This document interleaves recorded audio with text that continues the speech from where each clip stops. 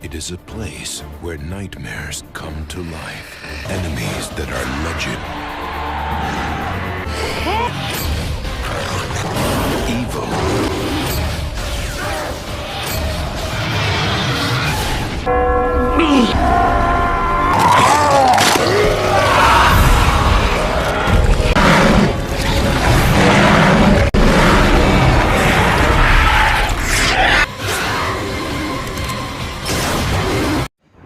दोस्तों, मूवी के स्टार्टिंग में हम एक डॉक्टर को देखते हैं जो कि एक मरे हुए मुर्दे को जिंदा करता है। उस मरे हुए मुर्दे का नाम फ्रैंकेनस्टाइन होता है। शहर के लोगों को जब इसके बारे में पता चलता है तो वो लोग डॉक्टर को रोकने के लिए वहां आते हैं, लेकिन डॉक्टर अपने इस एक्सपेरिमेंट से काफी खुश था क्योंकि उसने एक इम्पॉसिबल काम को पॉसिबल कर दिखाया था। उसके बाद उस डॉक्टर के पास ड्रैकुला आ जाता है जो कि डॉक्टर को बताता है कि वो फ्रैंकेनस्टाइन को अपने मकसद के लिए इस्तेमाल करना चाहता है, लेकिन वो डॉक्टर ड्रैकुला को रोकने की कोशिश करता है और ड्रैकुला उस डॉक्टर को मार देता है। इसके बाद फ्रैंकेनस्टाइन डॉक्टर को लेकर एक विंड मिल में चला जाता है। शहर के लोग काफी गुस्से में थे। इसके बाद हम एक आदमी को देखते हैं जो कि ड्रैकुला का वफादार नौकर था। वो शहर के लोगों को बताता है कि फ्रैंकेनस्टाइन विंड मिल में छिपा है और शहर के सभी लोग वहां जाते हैं और उस विंड मिल को आग लगा देते हैं। विंड मिल के अंदर मौजूद डॉक्टर और फ्रैंकेनस्टाइन जलकर मारे जाते हैं।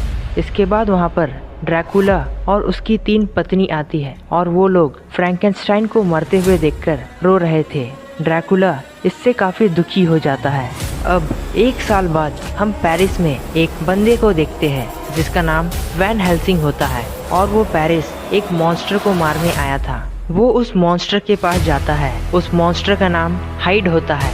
वैन हेल्सिंग उस पर हमला करता है, हाइड भी उस पर हमला करता है। उन दोनों के बीच काफी देर तक मुकाबला होता है। आखिरकार वैन हेल्सिंग हाइड को एक बड़ी बिल्डिंग से गिराकर मार देता है। उस मॉन्स्टर को मारने के बाद वैन हेल्सिंग वेटिकन सिटी में जाता है जहां वो एक चर्च में एक प्रीस्ट से मिलता है। वो प्रीस्ट एक ऐसी संस्था के लिए काम करता था जिसका काम मॉन्स्टर्स को मारना था और वैन हेल्सिंग भी उसी के लिए काम करता था। वो प्रीस्ट वैन हेल्सिंग को एक खुफिया जगह में ले जाता है और उसे ड्रैकुला के बारे में बताता है। वो प्रीस्ट वैन हेल्सिंग को कहता है कि ट्रांसल्वेनिया में एक ड्रैकुला नाम का शैतान है जिसने की वहाँ पर दहशत फैला रखी है। वो सभी मॉन्स्टर्स में सबसे ताकतवर है। प्रीस्ट वैन हेल्सिंग को एना और वेल्कन के बारे में बताता है। प्रीस्ट वैन हेल्सिंग से कहता है कि एना का परिवार 400 साल से ड्रैकुला को मारने की कोशिश कर रहा है, लेकिन अब वो और उसका भाई बचे हैं और उन्हें अभी तक कोई भी सफलता नहीं मिली है। इसके बाद प्रीस्ट वैन हेल्सिंग को एक कपड़े का टुकड़ा देता है जो कि किसी जगह का हिस्सा था। इसके बाद वैन हेल्सिंग ट्रांसल्वेनिया जाने के लिए रेडी हो जाता है। फिर वो एक जूनियर प्रीस्ट से मिलता है जिसका नाम कार्ल होता है। कार्ल उसे बहुत से नए गैजेट्स दिखाता है जिसमें से वैन हेल्सिंग एक क्रॉसबो लेता है और वो लोग ट्रांसल्वेनिया के लिए निकल जाते हैं। वहीं दूसरी ओर हम एना और उसके भाई को देखते हैं जो लोग एक भेड़िए को पकड़ने के लिए जाल बिछाते हैं क्योंकि उस भेड़िए के द्वारा वो लोग ड्रैकुला तक पहुंच सकते थे। इसके बाद वो भेड़िया वहां आता है और उन पर हमला करता है। वो लोग भेड़िया को पकड़ने की कोशिश करते हैं, लेकिन वो भेड़िया उस जाल से बच निकलता है और एना पर हमला करने वाला होता है। तभी वहाँ वेल्कन आकर अपनी बहन को बचा लेता है और वो भेड़िया वेल्कन पर ही हमला कर देता है और इसके बाद वेल्कन और वो भेड़िया नदी में गिर जाते हैं। एना काफी दुखी हो जाती है क्योंकि उसका भाई भी अब मारा गया था। वहीं दूसरी ओर वैन हेल्सिंग और कार्ल ट्रांसल्वेनिया तक पहुंच चुके हैं, लेकिन शहर के लोग वैन हेल्सिंग को देखकर खुश नहीं होते। वहां पर एना भी होती है, लेकिन वो अब किसी की मदद नहीं लेना चाहती थी क्योंकि वो समझ गई थी कि ड्रैकुला को हराना आसान नहीं है। इसके बाद वहां पर ड्रैकुला की तीनों वाइफ्स आ जाती है और उन पर हमला कर देती है। उनमें से एक चुड़ैल एना को उठाकर ले जाने लगती है, लेकिन फिर वैन हेल्सिंग अपने क्रॉसबो से उन पर हमला करता है और उनसे लड़ने लगता है। वैन हेल्सिंग एक साथ उन तीनों के साथ नहीं लड़ सकता था, लेकिन वो फिर भी अपने क्रॉसबो और होली वाटर की मदद से एक चुड़ैल मार देता है, जिसे देखकर बाकी दो वहां से भाग जाती है। कुछ दिनों बाद एना रात को सो रही थी। फिर उसकी आंख खुलती है तो वो एक खतरनाक भेड़िए को देखती है जो कि उस पर हमला करता है और एना समझ जाती है कि वो भेड़िया उसका भाई वेल्कन ही है जो कि उस हमले में बच गया था। लेकिन उस भेड़िए के काटने की वजह से वो अब एक वेयरवुल्फ बन गया था जो कि एक आधा इंसान और आधा भेड़िया है। इसके बाद वेल्कन कुछ देर के लिए अपने इंसानी रूप में वापस आता है और वो एना से कहता है कि उसे ड्रैकुला का सीक्रेट पता है और ड्रैकुला के पास उसका इलाज भी है जिसके कारण वो अब ड्रैकुला के कंट्रोल में है। इसके बाद वहाँ वैन हेल्सिंग आ जाता है और उस पर हमला कर देता है। वो भेड़िया वहाँ से भाग जाता है। इसके बाद एना और वैन हेल्सिंग वेल्कन के पीछे जाते हैं और वो लोग एक अजीब सी जगह पर पहुंच जाते हैं जहां पर उन्हें ड्रैकुला का सीक्रेट पता चलता है। वो लोग वहां पर हजारों की संख्या में अंडे देखते हैं जो कि ड्रैकुला के थे। ड्रैकुला अपनी तरह हजारों बच्चों को पैदा करना चाहता था ताकि वो एक आर्मी बना सके, लेकिन ड्रैकुला को उन बच्चों को जिंदा करने के लिए बहुत सी इलेक्ट्रिकल एनर्जी चाहिए थी। वेल्कन ड्रैकुला के कंट्रोल में था और ड्रैकुलर उसके शरीर की एनर्जी से कुछ बच्चों को जिंदा कर लेता है और वो बच्चे शहर में जाकर लोगों पर हमला कर देते हैं। इसके बाद ड्रैकुला वैन हेल्सिंग से मिलता है और वो वैन हेल्सिंग पर हमला करता है, लेकिन वैन हेल्सिंग एना के साथ वहाँ से निकलने में कामयाब हो जाता है। ड्रैकुला वेल्कन की बॉडी की एनर्जी से बच्चों को जिंदा करना चाहता था, लेकिन उसके पास इतनी एनर्जी नहीं थी कि वो हजारों बच्चों को जिंदा कर सके और इस वजह से जो बच्चे जिंदा थे वो भी मर जाते हैं।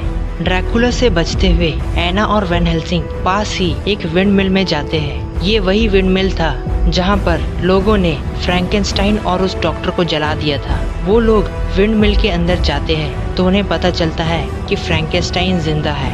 फ्रैंकेनस्टाइन वैन हेल्सिंग से खुद को मारने को कहता है। वो उससे कहता है कि अगर ड्रैकुला ने उसे जिंदा पकड़ लिया तो वो उसके जरिए अपने सभी बच्चों को जिंदा कर सकता था, क्योंकि उसके अंदर ही वो एनर्जी थी जो ड्रैकुला को चाहिए था और फ्रैंकेनस्टाइन ऐसा नहीं चाहता था। इसीलिए वो वैन हेल्सिंग से खुद को मारने को कहता है। वैन हेल्सिंग उसे नहीं मारता है। वो सोचता है कि भले ही वो एक मॉन्स्टर है लेकिन वो नेक दिल है और वो किसी को नुकसान नहीं पहुंचाएगा। इसी बीच एना और वैन हेल्सिंग का पीछा करते करते वेल्कन भी उस विंडमिल तक पहुंच जाता है। वहाँ उसे फ्रैंकेनस्टाइन के बारे में पता चल जाता है और वो फिर ड्रैकुला के पास जाकर उसे फ्रैंकेनस्टाइन के बारे में बताता है। वहीं एना को लगता है कि जब ड्रैकुला को फ्रैंकेनस्टाइन के बारे में पता चलेगा और वो फ्रैंकेनस्टाइन की मदद से अपने सभी बच्चों को जिंदा करके सभी लोगों को मार देगा और एना ना चाहते हुए भी फ्रैंकेनस्टाइन को मारने वाली होती है। तभी वैन हेल्सिंग उसे रोक लेता है और उसे कहता है कि वो लोग फ्रैंकेनस्टाइन को रोम ले जाएंगे जहाँ पर वो सेफ रहेगा। फिर वो लोग फ्रैंकेनस्टाइन को लेकर रोम जाने लगते हैं। रास्ते में ड्रैकुला की वाइफ्स उन पर हमला करती है और फिर वैन हेल्सिंग उनसे लड़ने लगता है। वैन हेल्सिंग को पहले से ही पता था कि ऐसा कुछ होने वाला है, इसीलिए उसने पहले से ही तैयारी करके रखी थी। उसने उस गाड़ी के अंदर फ्रैंकेनस्टाइन की जगह बहुत से नुकीले तीर रखे थे और उस गाड़ी के ब्लास्ट होने के कारण एक चुड़ैल मारी जाती है। हमें पता चलता है कि फ्रैंकेनस्टाइन दूसरे गाड़ी में है जो कि एना चला रही थी। इसके बाद वैन हेल्सिंग एना के पास पहुंचता है। फिर वहां पर एना का भाई भेड़िए के रूप में उन पर हमला करता है। उस लड़ाई में वैन हेल्सिंग वेल्कन को गोली से मार देता है और इसी बीच वेल्कन उसे काट लेता है और इसके कारण वैन हेल्सिंग भी कुछ समय के बाद एक भेड़िया बन जाएगा। इसके बाद ड्रैकुला की आखिरी वाइफ एना को वहाँ से ले जाती है। इसके बाद वो वैन हेल्सिंग से कहती है कि अगर उसे एना जिंदा चाहिए तो उसे फ्रैंकेनस्टाइन को लेकर ड्रैकुला के पास आना होगा और फिर वैन हेल्सिंग इसके लिए राजी हो जाता है। वैन हेल्सिंग फ्रैंकेनस्टाइन को एक सेफ जगह में छुपाकर ड्रैकुला के पास जाता है जहाँ पर पार्टी चल रही थी, क्योंकि ड्रैकुला बहुत सालों बाद अपने मकसद में कामयाब होने वाला था। वैन हेल्सिंग एना को तो वहाँ से बचा लेता है, लेकिन ड्रैकुला का वफादार नौकर फ्रैंकेनस्टाइन को ले आता है। हालांकि वैन हेल्सिंग ने उसे एक सेफ जगह पर छुपाया था। वो लोग फ्रैंकेनस्टाइन को एक नाव में ले जा रहे थे। वैन हेल्सिंग उन्हें रोकने की बहुत कोशिश करता है, लेकिन वो उसे नहीं बचा पाता। फिर हम देखते हैं कि अब वैन हेल्सिंग भी धीरे धीरे भेड़िया बन रहा है, लेकिन वो अभी पूरी तरह से भेड़िया नहीं बना था। इसके बाद एना और वैन हेल्सिंग एना के महल में जाते हैं, जहाँ पर वो लोग एक बड़ी सी तस्वीर को देखने लगते हैं। एना वैन हेल्सिंग से कहती है कि उसके पिता भी इसे बहुत गौर से देखते थे, और फिर वैन हेल्सिंग देखता है कि उस पिक्चर में एक छोटा सा टुकड़ा मिसिंग है। फिर उसे याद आता है कि रोमन प्रीस्ट ने उसे एक टुकड़ा दिया था।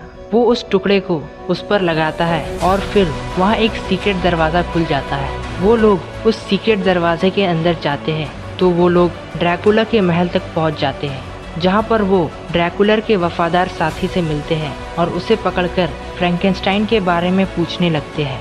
फिर वो लोग फ्रैंकेनस्टाइन तक पहुँचते हैं, लेकिन अब बहुत देर हो चुकी थी। फ्रैंकेनस्टाइन को एक्सपेरिमेंट के लिए तैयार किया जा रहा था। इसके बाद फ्रैंकेनस्टाइन वैन हेल्सिंग को बताता है कि ड्रैकुला के पास एक ऐसा सीक्रेट एंटीटोट है जिससे कि वो भेड़िए से इंसान बन सकता है।